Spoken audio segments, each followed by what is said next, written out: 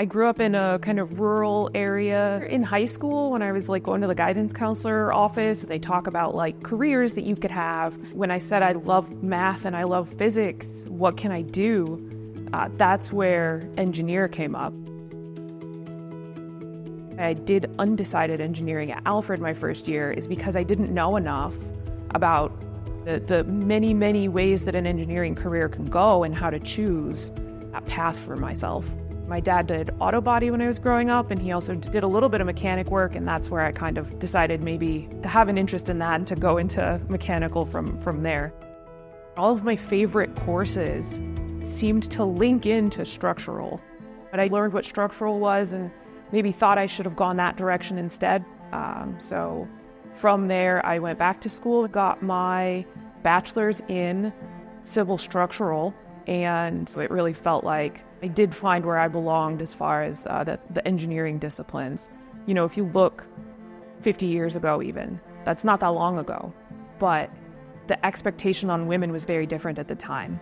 Here's the jobs that you're most likely going to do, and here's the jobs that maybe you can't do. You know, your career, your capabilities, they're not defined by the stereotype of your gender. Learn what you don't like, because that's just as important as realizing what you do like. Is this thing doesn't fit who I am, let me go find something that does. Multiple practices here at Stewart played a part in this building. It's called the Dillon for the old Dillon Steel Supply. They wanted to preserve the history of what was here. That's a part of Raleigh's history. Stewart does a variety of things.